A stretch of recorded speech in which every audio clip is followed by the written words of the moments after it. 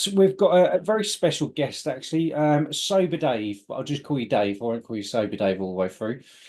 And we're going to be talking about, seems appropriate for this time of year, we're going to be dipping into booze because I'm one of those people, maybe because I was brought up with the typical alcoholic and whatever else years ago. I've always hated alcohol, the typical alcoholics, if I can be honest with you. I've said this many times, but since I've been speaking to people like you and even Sam, our ambassador, and I'm sure you know Michael and all this kind of stuff, I've changed my views massively of the alkies.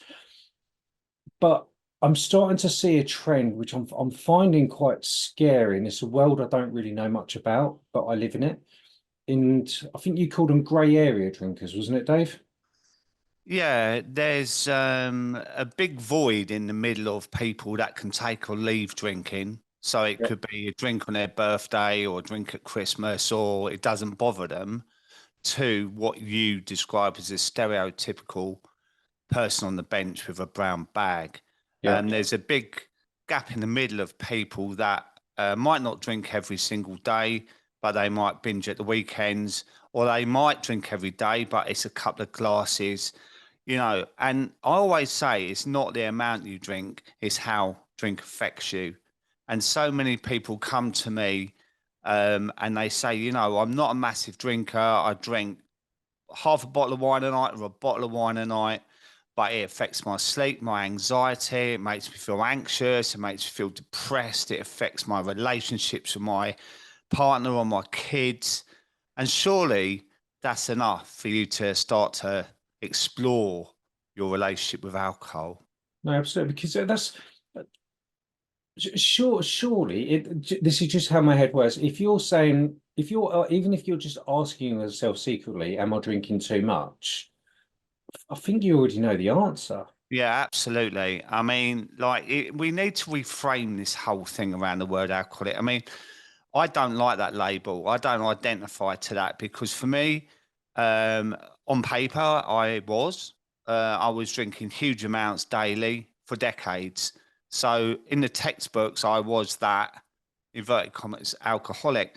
But Yeah. when I stopped drinking, I didn't want to be that person that stood up in a church every day for the rest of my life saying, "Hi, my name is Dave and I'm an alcoholic." I want to move away from that. So I now say, I got myself in trouble with drinking and now I'm all right, because it feels more positive for me. But I also know that some people that label themselves as an alcoholic, it works for them because it gives them something to hold on to. So it's all bespoke to the actual individual. But it's important to recognize, I think, that if you're Googling stuff like, am I drinking too much or am I an alcoholic or God, what would my mates think and that? Because let's face it, right? We keep it a secret because we're ashamed of it. Yeah, But if you start absolutely. to have these thoughts, then maybe it's time to look at it. No, absolutely. Because I was having a look yesterday, might have been the day before. Like, what is the legal limit for driving? That's something like 18,000 people a month are searching for that in Google. Yeah. I can have a look and I can see, I don't want to get all geeky and SEO thing, but then I can see in those trends, most of those searches are done in the morning. Yeah, because I mean, It's I like, was a classic one for that because the amount I used to drink. And I used to live in London, right? So I would get in my van in the morning after a skinful the night before. And I wasn't one to stay up till 2, 3 in the morning, but I'd have that much that I was definitely over the limit in the morning. And yeah. where I lived, there was a big crossroads where they used to do pullovers by the police and that, Every day I Okay. got in panicking, thinking, oh my God, what's going to happen? What's going to happen? Especially around Christmas as well. They Yeah. pull you over. And personally, I think the drink driving limit should be zero because you have one drink and it changes your reactions and whatever, So what is it? A couple of drinks or whatever? So, yeah, I don't know. I Yeah. think it's silly, really. It should be personally. This isn't me getting on my high horse now and No, saying, I think you're right that yeah. Well, the science what backs it up is even one pint can slightly impair you. absolutely. But it's weird you say that because funny enough, I went for a pint with someone the other day, and we nipped it was something to do with MANUP. We nipped into like this pub just across the road here, and I was like, "Oh, what do you want?" He goes, "Oh no, I'm driving," and I automatically went, "Well, you can have one." Mm, And this is somebody who's having a conversation with a retired alcoholic, and I rub shoulders with a lot of people who campaign for this kind of stuff. And here's me indirectly, not I didn't mean to be a dick. Just like, no. you can have one, and Yeah, and then what happens it's free then? me. You buy that one, and then he might feel obliged to buy you one back, and you go, "Oh, go on, it's Christmas. Let's have this one for the road." Ironically, my podcast name, you Yeah, know. But yeah, that's how it happens. I've been there a million times. Should we just have one for the road? You know. So yeah, then you've had two, and then depending on the strength of the drink, I always drunk things like Stella and Peroni in that, which were high percentage. You can't tell me I was the same driver when I left the pub to when I walked in the pub. Do you know what I mean? So absolutely. it's all these kind of conversations we have with ourselves, but there's a million other things as well, you know, like your mental health, your anxiety, your relationships indoors, you know.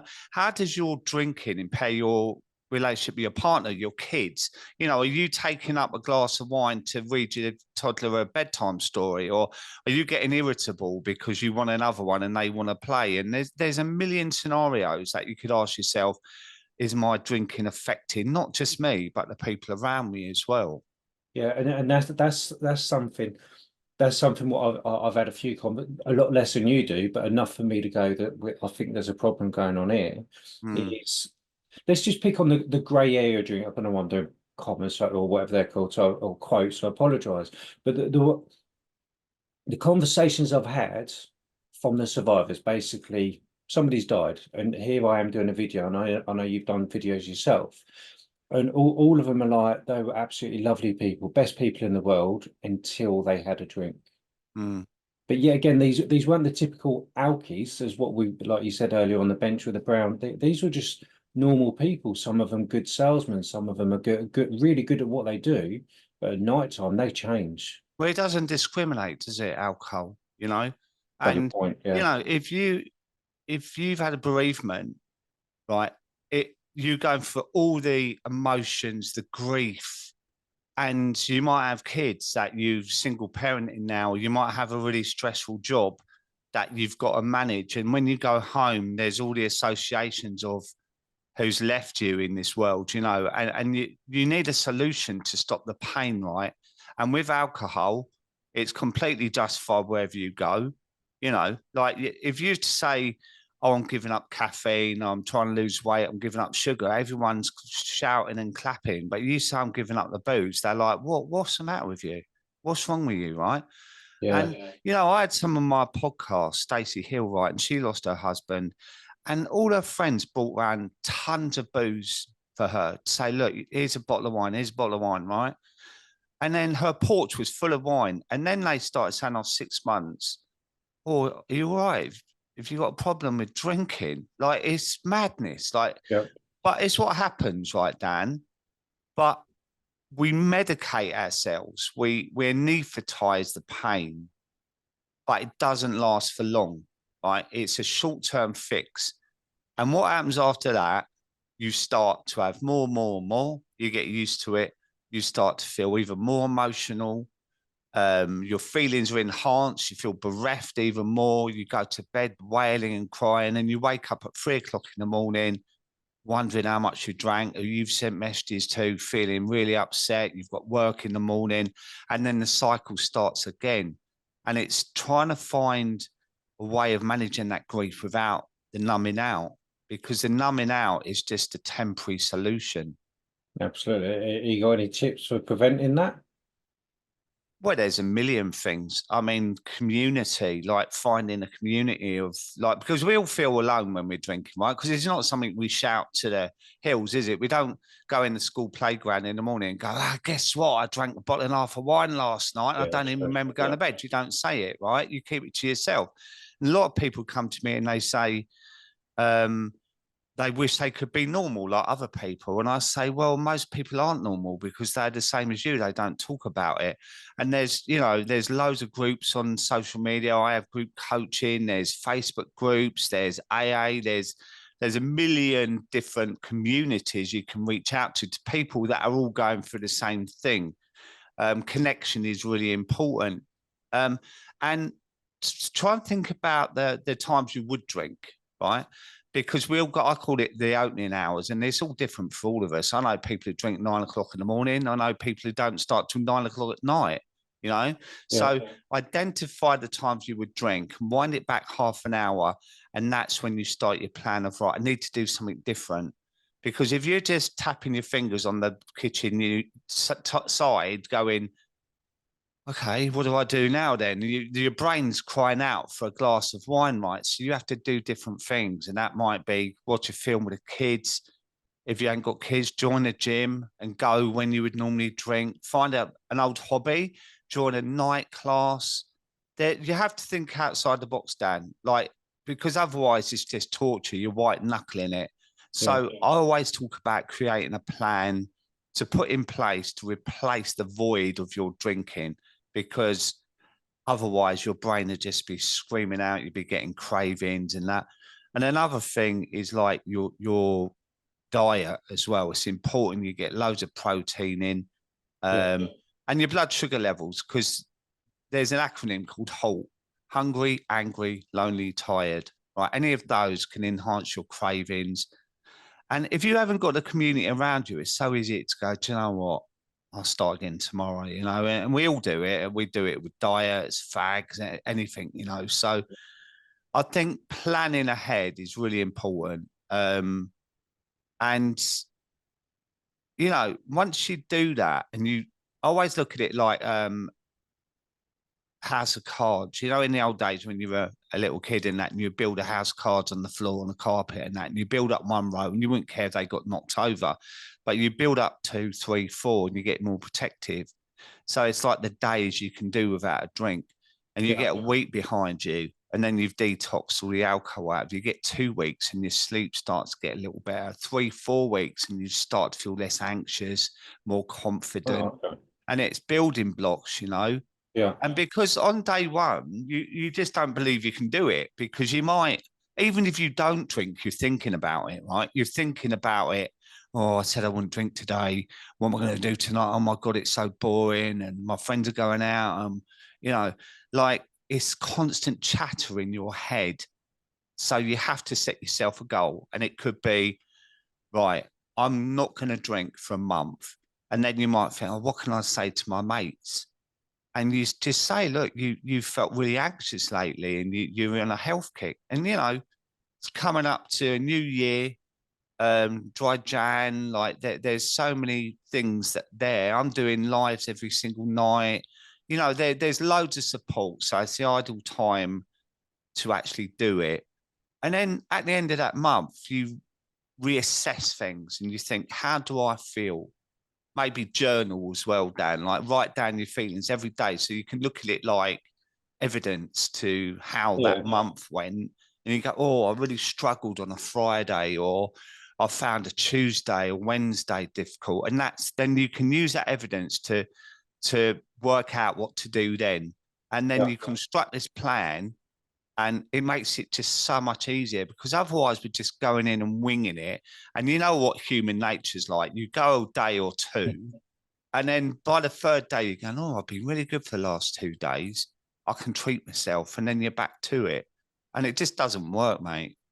Well, I think that's sort of thing. But one thing actually, I don't want to misquote, so I apologise. But the conversations I've had is that they found it more hard because they didn't want to say anything to their mates. There's like that shame of like, oh, Dave, I think I'm drinking too much. Yeah. So I think you said just I'm on a. What did you say about a health kick? Just say you're on a health kick or clearer. I think what you've got to do, you've got to work out what will work best for you to say. Like you know, the old days of I'm pregnant, or they don't work anymore. You know, like, oh, I'm on antibiotics. Well, you're going to come off of them within 7 days, and then what's your excuse then? So, and the other thing is, like, why should you lie about how you're feeling, right? Because the majority of people I know that drink do feel anxious. They do suffer with their sleep. They do suffer in their relationships. Their eating's got out of control because they're making unhealthy food choices. So they might have put a bit of weight on, you know, all this kind of stuff. So you could just think, do you know, and also minimalize your explanation. You don't have to explain it. Just say, do you know what? I'm just off the booze lately and I'm enjoying it. And And hold no shame. minimalize it, Yeah. because you don't have to explain it to anyone. And this is where we get ourselves in a pickle, right? Because we're like, oh my God, I feel really anxious because I know that they're going to want me to have a drink tonight and whatever. And just say, look, I'm driving or I'm off it in a minute because I feel pretty crap. Like, just understate it, and then they Yeah. don't ask many questions. Do you know what? I didn't think of it like that. That's just so simple, isn't it? Yeah, well, simplifying all of it, you know, we overanalyze it because it's such a big thing in our world, right? It's like for a lot of us, drinking is like eating. It's something we do. Yeah. Not even if it's not every day, every week, or when we binge, it's like part of our existence, right? And this is why we struggle so much to come away from it, because it's like a relationship we're in. We're in this third relationship. You know, we got our partners or our kids and that, and then we got this one. It's like having an affair, right? And with that affair, you think, I know I shouldn't do it.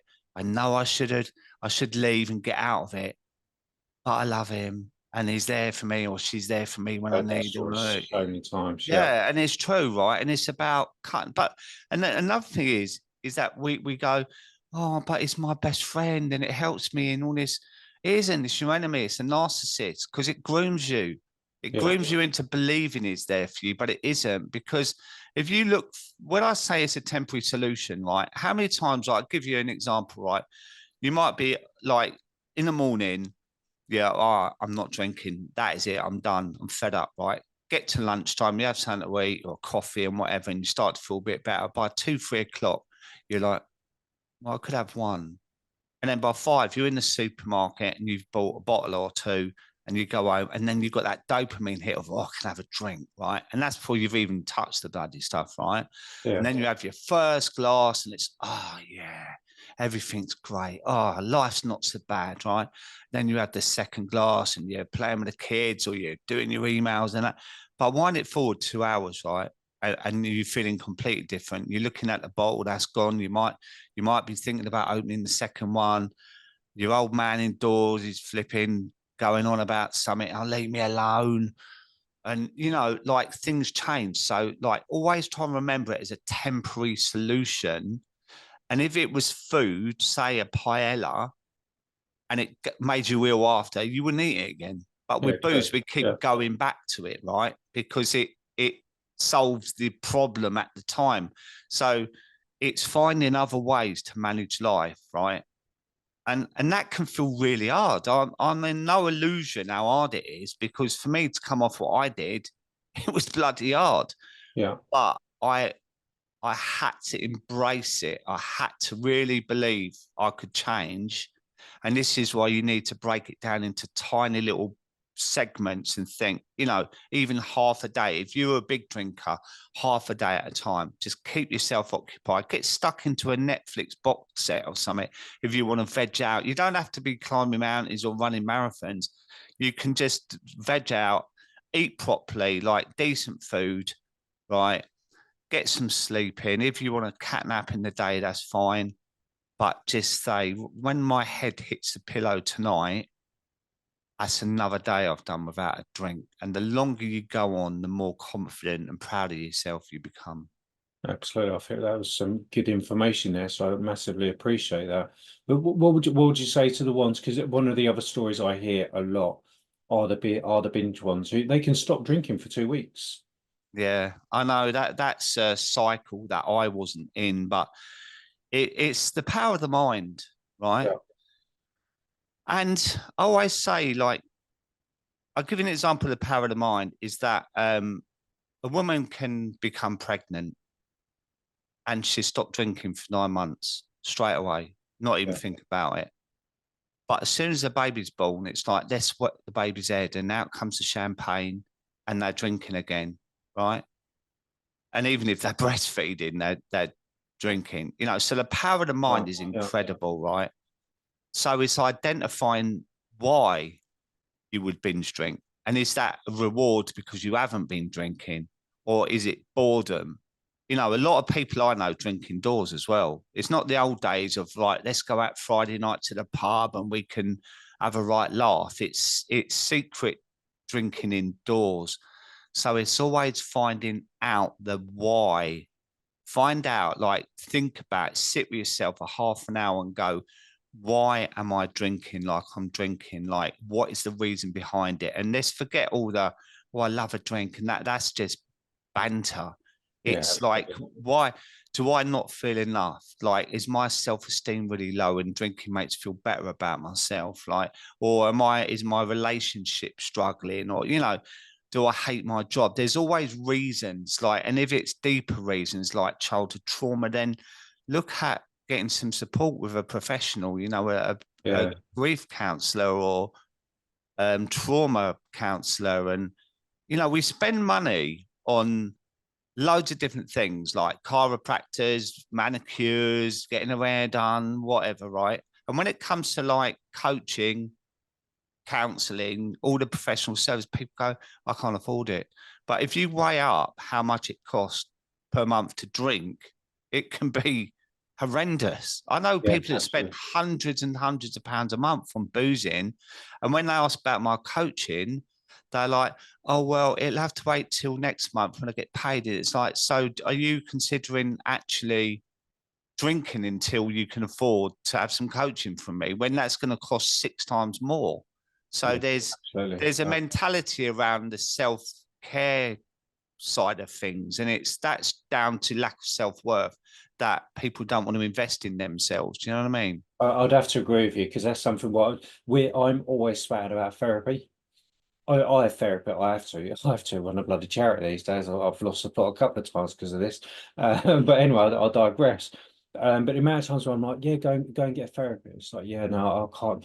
There's no resources out there. The NHS is crap, and blame. I don't want to be harsh with my words, but it's just like blame. Yeah, yeah, Yeah, well, pay for it. No, I don't want to. I can't afford it. It's like yeah. you secretly know, like they've been drinking and all this kind of stuff, and I know they're smoking. It's like, it's really, Yeah, I know it's strange, but it's fact as well. And I think it's about not being a double glazing salesman and saying, well, if you don't sign up for this offer today, then you're going to lose your yeah, 30% discount. It's to maybe encourage people to look at it and go, do you know what? I've had people work with me, Dan, that were day drinkers. And I remember one person, right, his daughter wouldn't go near him, like because he stank of booze and whatever. And his wife sent me a picture a year later. He worked with me 3 months, and a year later, of him in the garden planting something, and his daughter had her hand on his shoulder, and she had a little like kiddie's watering can, and she said, "You have no idea how much this melts my heart." yeah, And that was just working me for a little while to identify why I was drinking and change his routines and his mindset yeah, to stop him drinking. And that can knock on because she was only young. She's now not going to grow up to be a child of an alcoholic, you yeah. know. So her path, not just his or his wife's path, her path has completely changed in life, and her outlook towards alcohol as well. I think that's a good thing because it's what one thing kids learn from their parents. Like Mm, look at the statistics. Like if you smoke, I know smoking is quite rare, arguably quite rare these days. And but there's a lot of evidence to show that if a parent smokes, I think there's like an 80% chance that the kid will smoke when they're older. yeah. And It's also, not just that, Dan. Like I know yeah, through statistics said that 1 in 5 kids grow up like to be a child of an alcoholic, right? But they also develop. 1 in 5. That's what I believe. Yeah, right. Oh, And that's also um, the they develop a eating disorder through the stress, shit. through the stress of being with a adult alcoholic, right? And it's scary, you know. There's so many implications through growing up like that. Um, so there's all these things to think about, all these things that we have to put in the mix rather than ourselves. Because what I find is when we drink, we're actually can be quite selfish Yeah, because we put ourselves first. yeah, absolutely. So I think. So what I think I know what the answer is going to be, but I'm gonna ask the question anyway. At what stage does someone start at least slowing down their drinking?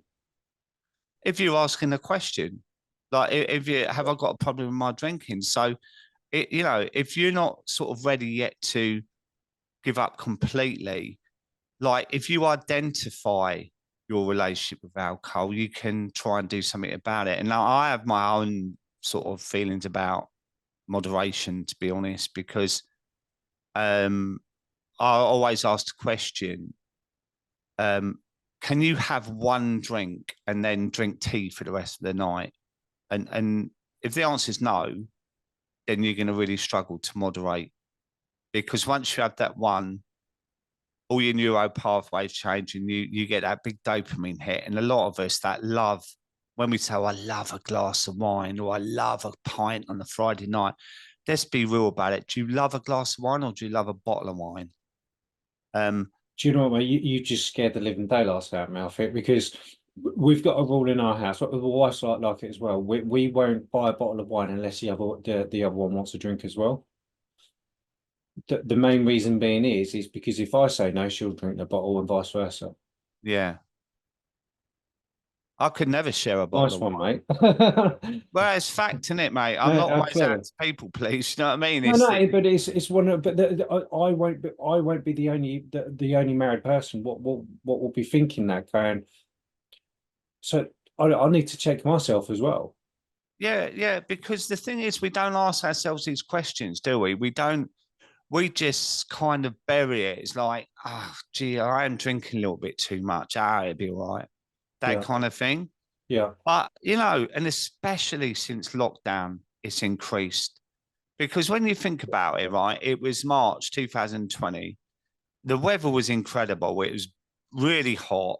And it was like, although it was terrible, and when we were all put together and we didn't know what was going on financially and whatever, it was like a holiday. And there was an app out called House Party. People used to share memes of drinking wine in the garden, sunbathing, and yeah, starting at 2 in the afternoon, and a lot of holiday vibe, right?